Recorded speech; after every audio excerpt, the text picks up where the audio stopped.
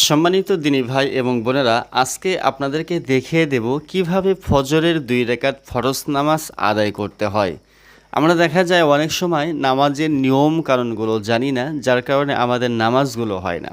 তাই আমি চাচ্ছি যে A to Z প্র্যাকটিক্যালভাবে ধারাবাহিকতাভাবে ফজরের নামাজ কিভাবে পড়তে হয়। আমি কালকে ভিডিও দিয়েছিলাম ফজরের সুন্নত নামাজ, এর আগের ভিডিওটা। আজকে দিচ্ছি ফজরের ফরজ নামাজ। এইভাবে আমি কন্টিনিউভাবে প্রতিদিন 5 ওয়াক্ত নামাজের শিডিউল রেখে আমি ইনশাআল্লাহ ভিডিওগুলো দেওয়ার চেষ্টা করব। তাই আপনি যদি নামাজ শেখার জন্য আমল টিপস চ্যানেলে এসে থাকেন, অবশ্যই চ্যানেলটি সাবস্ক্রাইব করবেন, পাশে থাকা বেল বাটনে ক্লিক করে অল করে আমাদের সাথে থাকবেন, আর ভিডিওটি বেশি বেশি শেয়ার করবেন ইসলাম প্রচারের জন্য। আপনার একটা শেয়ারের মাধ্যমে অন্য একজন দিনী ভাই এবং বোন নামাজ পড়তে পারে। তো বন্ধুরা, তাহলে কিভাবে আমি ফজরের ফরজ নামাজটা আদায় করব। প্রথমত ফজরের ফরজ নামাজটা মসজিদে আদায় করতে হয়। সুন্নাত নামাজ তো ঘরে পড়াটা উত্তম, আর ফরজ নামাজ মসজিদে পড়তে হয় পুরুষদের। আর মা বোনেরা যদি মসজিদে সেরকম সুযোগ থাকে, পর্দার নিজাম থাকে, সেই ক্ষেত্রে মসজিদে গিয়েও নামাজ আদায় করতে পারবেন। আর যদি পর্দার কোনো পরিস্থিতি না থাকে, সেই ক্ষেত্রে বাড়িতেই নামাজ পড়তে হবে একাকিত্বভাবে। তাহলে আসুন মসজিদের কথা আমরা মেনে নিই। আপনি যখন উত্তমরূপে অজু করে ফজরে আজান দিল, আজান দেওয়ার পরে আপনি মসজিদের দিকে চলে গেলেন। মসজিদে যাওয়ার পরে প্রথমে আপনাকে 2 রাকাত সুন্নাত নামাজ আদায় করতে হবে। এরপরে ইমামের সাথে, ইমামের পিছনে দাঁড়িয়ে আপনি ফরজ নামাজ আদায় করবেন, যারা মুক্তাদি আছেন তারা। তো প্রথমে নিয়ত করে নেবেন যে আমি ফজরের 2 রাকাত ফরজ নামাজ আদায় করিতেছি ইমামের পিছনে, এতটুকু আপনি নিয়ত করবেন। অনেকে বলে থাকেন নিয়তটা আরবিতে করতে হয়, আবার অনেকে বলে থাকেন বাংলাতে করতে হয়। আমি বলবো, যদি আপনি আরবিটা সহি শুদ্ধভাবে জানেন, সেক্ষেত্রে আপনি আরবি পড়বেন। আর যদি সহি শুদ্ধভাবে না জানেন, উচ্চারণ করতে যদি ভুল হয়, সেক্ষেত্রে আমি বলবো আপনি আরবিতে না বলে বাংলাতে নিয়ত করাই আপনার জন্য উত্তম হবে। কারণ নিয়তের বিষয়টা আল্লাহ তো ভালোভাবেই অন্তরের খবর জানেন। তাহলে নিয়ত করে নিলেন, নিয়ত করে 2 রাকাত নামাজে আপনাকে আদায় করতে হবে। তাকবীর বলে, আল্লাহু আকবার তাকবীর বলে হাত বাঁধলেন। হাত বেঁধে আপনি সানা পড়লেন এইভাবে, সুবহানাকাল্লাহুম্মা ওয়া বিহামদিকা ওয়া তাবারাকা ইসমুকা ওয়া তাআলা জাদ্দুকা ওয়া লা ইলাহা গায়রুক। এইভাবে আপনি সানাটা পড়লেন। সানা পড়ে সূরা ফাতিহা পড়বেন, ফাতিহার সাথে অন্য একটি সূরা মিলাবেন। আমি আপনাদের সুবিধার্থে সহিশুদ্ধ হওয়ার জন্য আমি সূরা ফাতিহা এবং অন্য সূরা তেলাওয়াত করে শোনাচ্ছি। তবে নামাজের ভিতরে কিন্তু নামাজ হওয়ার জন্য যেই হুকুম আহকাম, প্রথম শর্ত হচ্ছে তেলাওয়াত শুদ্ধ হতে হবে। যদি আপনার তেলাওয়াতটা শুদ্ধ না হয়, তাহলে কিন্তু নামাজ হবে না, নামাজটা নষ্ট হয়ে যাবে। এই জন্য তেলাওয়াতটাও মেন। তো আমি যেভাবে পড়ব তেলাওয়াতটা আপনারাও সেভাবে পড়ার চেষ্টা করবেন, মুখস্থ করার চেষ্টা করবেন। তাহলে প্রথমে সানা পড়ে সূরা ফাতিহা পড়তে হবে এভাবে, আলহামদুলিল্লাহি রাব্বিল আলামিন। আরেকটি কথা বলে নিই, সূরা ফাতিহার শুরুতে আপনারা আউযু বিল্লাহি বিসমিল্লাহ পড়ে নেবেন। আর রহমানির রহিম, মালিকি ইয়াউমিদ্দিন, ইয়াকা না'বুদু ওয়া ইয়াকা নাস্তাঈন, ইহদিনাস সিরাতাল মুস্তাকিম, صراط الذين أنعمت عليهم غير المغضوب عليهم ولا الضالين। মনে মনে আপনারা আমিন বলবেন। তাহলে সূরা ফাতিহার পরে এবার অন্য একটি সূরা আপনাদেরকে মিলাতে হবে।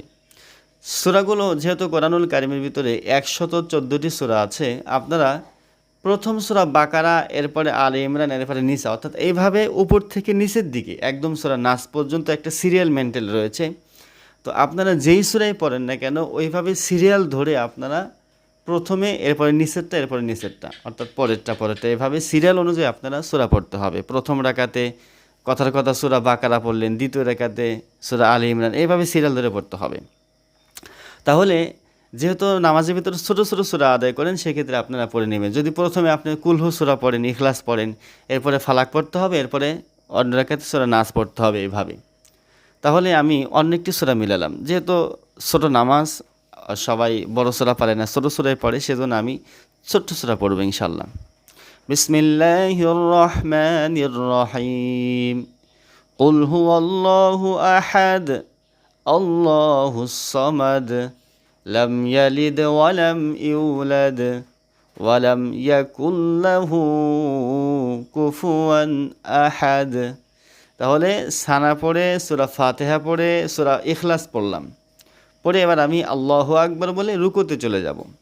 রুকুতে গিয়ে রুকু তাসমি পাঠ করব, সুবহান রব্বিয়াল আযীম সুবহান রব্বিয়াল আযীম সুবহান রব্বিয়াল আযীম। এই রুকুর তাসবিহটা আপনি 3 বারও পড়তে পারেন, 5 বারও পড়তে পারেন, 7 বারও পড়তে পারেন। পড়ে সামি আল্লাহু লিমান হামিদা বলে ইমাম সাহেব দাঁড়াবে, আপনারা মনে মনে রব্বানা লাকাল হামদ এতটুকু জোরে পড়বেন যাতে আপনার কান পর্যন্ত পৌঁছিয়ে যায়। এরপর আবার তাকবীর বলে সেজদাতে চলে যাবে। সেজদাতে গিয়ে আপনারা তাসবিহ পাঠ করবেন এভাবে, সুবহান রব্বিয়াল আলা। এভাবে 3 বার অথবা 5 বার অথবা 7 বার আপনারা পাঠ করবেন। পাঠ করে প্রথম রাকাত হয়ে গেল। এবার তাকবীর দিয়ে আবার ইমাম সাহেব দাঁড়িয়ে যাবেন। দাঁড়িয়ে যাওয়ার পরে দ্বিতীয় রাকাতে সূরা ফাতিহার সাথে অন্য একটি সূরা মিলাতে করবে। যেহেতু সূরা ফাতিহা আমি পড়েছি, এখন আর সূরা ফাতিহা পড়ব না। যেহেতু প্রথম রাকাতে আমি ফাতিহার পরে ইখলাস পড়েছি, এখন দ্বিতীয় রাকাতে ফাতিহার পরে সূরা ফালাক পড়ব। যেহেতু সূরা ইখলাস পড়ে হচ্ছে সূরা ফালাক, এরপরে সূরা নাস।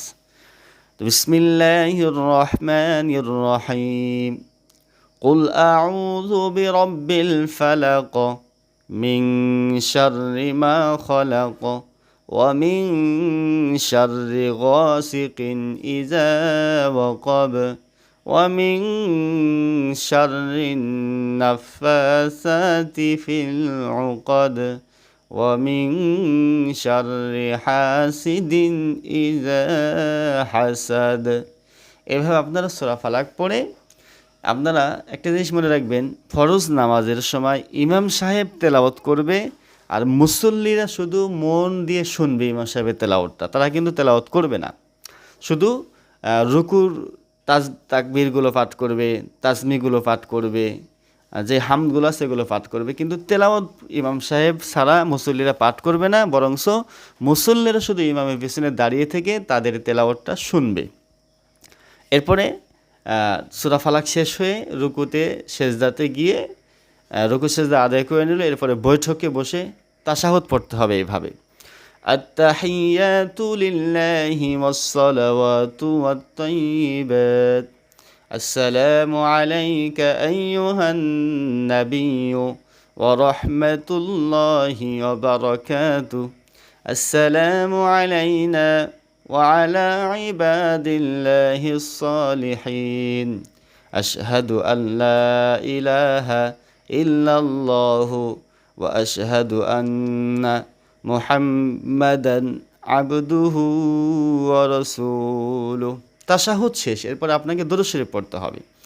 আল্লাহুম্মা সাল্লি আলা মুহাম্মাদিন ওয়া আলা আলি মুহাম্মাদ كما صليت على إبراهيم وعلى آل إبراهيم إنك حميد مجيد اللهم بارك على محمد وعلى آل محمد كما باركت على إبراهيم وعلى آل إبراهيم إنك حميد مجيد اللهم إني ظلمت نفسي ظلما كثيرا ولا يغفر الذنوب إلا أنت